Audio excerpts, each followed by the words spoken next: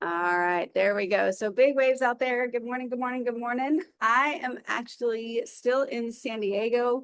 I wish I could figure out how to turn the camera around because I'm actually at a really, really pretty place. I'll take a picture and I'll share it with you guys. We came out here to support my niece. She ran a half marathon with her husband this weekend. So we came out to cheer her on, but I'm right on Mission Bay and it's absolutely gorgeous. And I wish you guys all were here, but thankfully I head home today. So very excited about that as well. Get back out to the south. I'm looking, oh, so we do have a birthday girl today. So Marla, happy birthday. We can't wait to sing to you. So Marla Finn is our birthday girl this morning.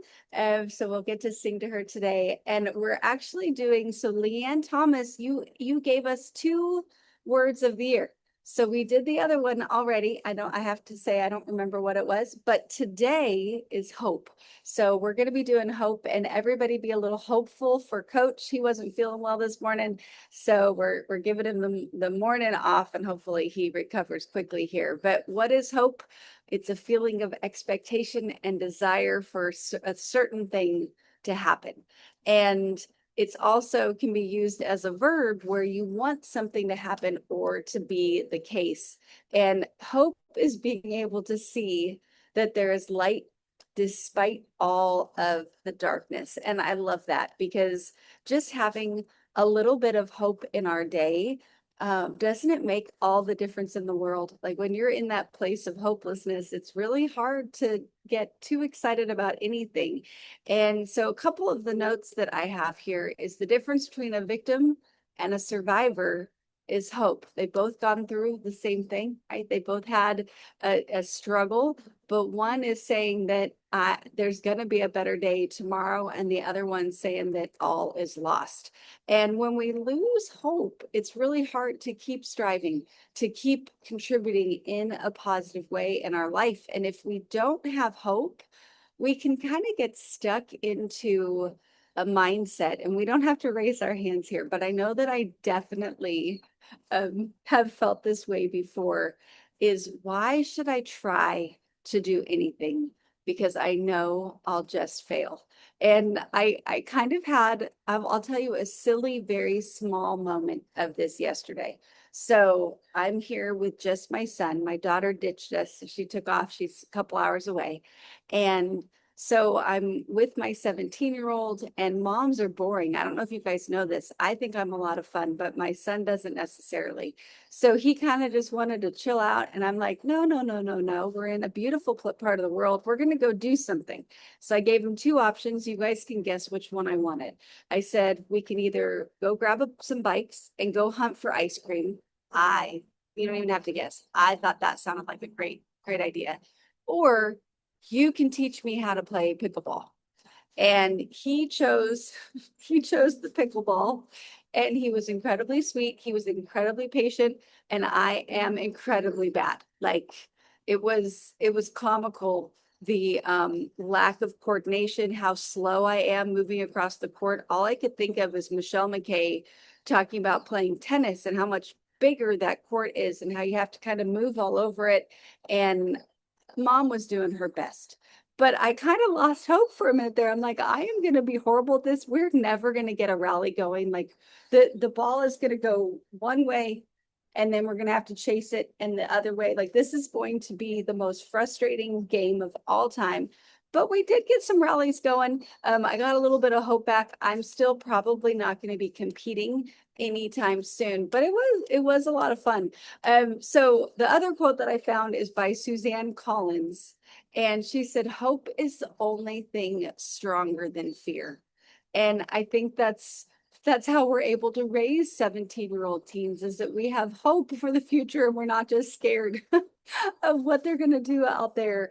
And so what I looked into was how to cultivate hope because when we get stuck in a place of feeling hopeless, and I felt this yesterday, I'm not even going to chase the ball, right? Like, I'm not even going to try because I know I'm not going to hit it. Or when we're hopeless about losing weight and we don't even try to throw the bike ride in before we eat the ice cream, we just say, forget it. I'm just going to eat ice cream every single day. Or hopelessness around our kids where we think, oh my goodness, I felt this a little bit, not well. About 11 years ago, my daughter decided that she refused to read. So at 9, I had a non-reader and I thought, oh my goodness, I'm going to have to read stop signs to her. Like she's never going to read. And thankfully she changed her mind and she's stubborn and she decided that she was going to read. But it was a really hopeless, kind of scary feeling, especially as a first-time homeschool mom. Hopeless around your folks. Like, oh my goodness, they're just getting older and it's getting harder. And oh, what can we do? There's nothing we can do. How about hopelessness around your finances, where you go to the grocery store and you think, wow, well, we got enough for 3 nights dinner and we just spent $300 and I don't see light at the end of the tunnel. So those hopelessness things make us kind of want to shrink ourselves down, right? They make us want to hibernate.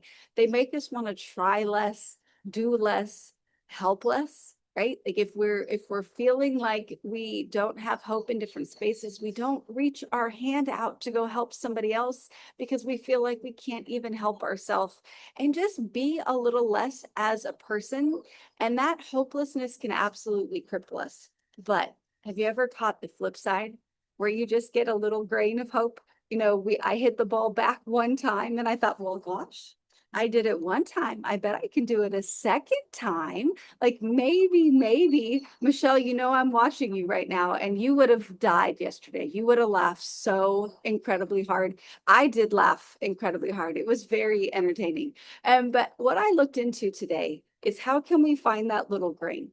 Like, what can we do to find that little tiny grain of hope so we can keep going, so we can try one more time? So, first of all, we can lean into our faith, that belief that there is something bigger and more important than us. Oh, goodness, guys. Well, I don't have my backup dancer, so we're just going to do our best. And if I get a little squeaky, just know I'm doing my best here. Whether it's God or a higher power or something else that you can lean into, a mission, a cause.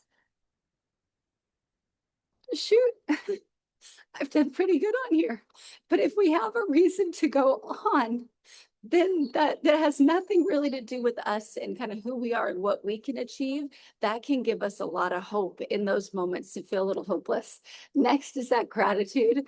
If we all know the power of gratitude. And when we can focus on all the things that we have to be thankful for, that I'm going to try really hard not to think about in this moment because I'll get even squeakier, but not what we don't have, right? Not what's missing or what we've lost or what we want. But when we think about all the beautiful, incredible gifts that we do have in our life, that is a great way to remind ourselves to have a little bit more hope. And we're so grateful for our Canadian friends that gave us our hope book or our gratitude book, because it's something that we can lean on every single day. Next is love. When we think about all the beautiful people in our life that we love and that love us, our family, our friends, all of that is a point that we can lean into, allow us to connect more and to have some more hope. So it can be painful to think about the things that have, created maybe a little bit of loss of hope, and that can be a little bit messy. But when we can share that mess with other people around us, sometimes that can help us provide a little bit of hope to others as well. So, hey guys, hopefully this was decent. Thank you, Leanne, for the word. And we're gonna finish lickety split today. So we're gonna love that, and we're gonna sing to Marla. So let me see if I can find the unmute button. So I love you guys. Thanks for your patience. We're going to ask everybody to unmute, and then we're going to sing to our birthday girl this morning. So Marla, we love you. We hope you have a beautiful birthday. And guys, join me here this morning. So love you too, Ingrid. Happy birthday to you. Happy birthday to you. birthday, dear Marla. Dear Happy Marla. birthday to Happy you. birthday I love you, Marla. to you. Many more. Awesome, Andrea.